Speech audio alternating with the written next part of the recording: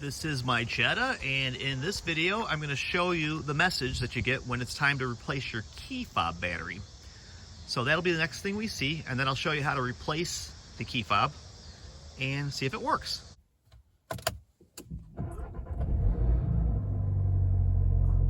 Please replace key battery. Want to show you the message. So that's what you do.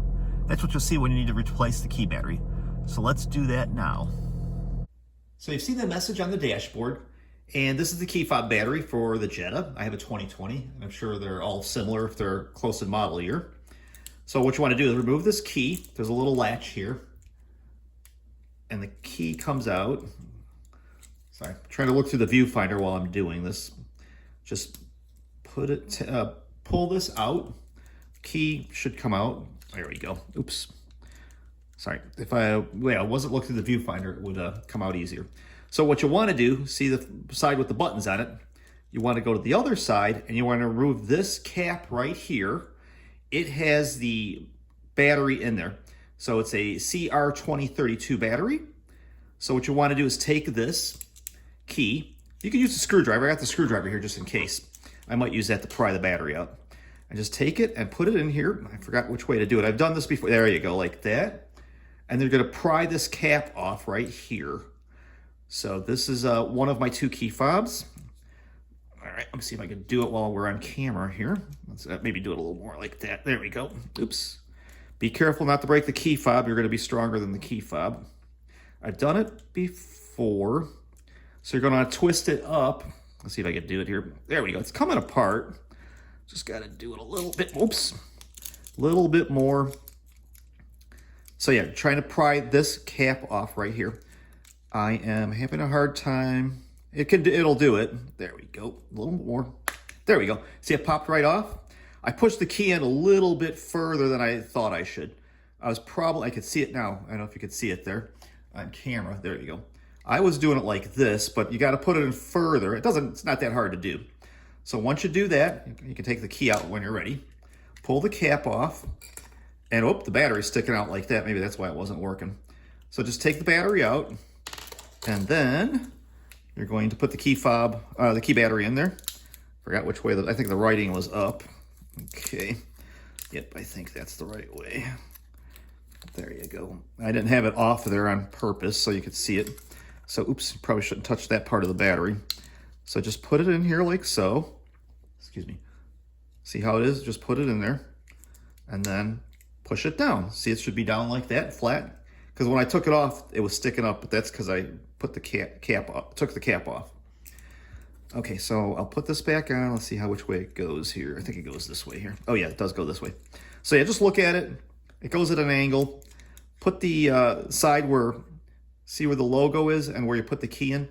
Put the other side in first. And then just push down. Oops, I didn't quite get it. Oops. There you go. That's it. So it's ready to go. Put the key back in. And you just press any button. Oops, not light. Oh, it did lock. Okay. I thought that there was a light that lit up on here. Okay. But yeah, it works. So next part of the video, I'll show you this in the car so you get rid of that message. So this should work. That's how it does it. And there we go. Oh, it did light up. Okay. Watch this here. You see right there? You see that light? I can't see it now. There we go. I can see it when I'm not looking. Yep, there it goes. I see it. Okay, car's beeping. So it worked. Didn't need this battery, this screwdriver, but if you do need one, it would be one of these little ones from, I got a Craftsman one. It says SL 1/8, but you could use any screwdriver that's small. I use a flathead. Okay, so that's that part of it. So now let's go back to the car and see how it works. It's the moment of truth. See if we've cleared that message by changing the key fob battery. I'm going to start the engine. Let's see if we get any messages. I put my seatbelt on so the seatbelt light isn't on, and I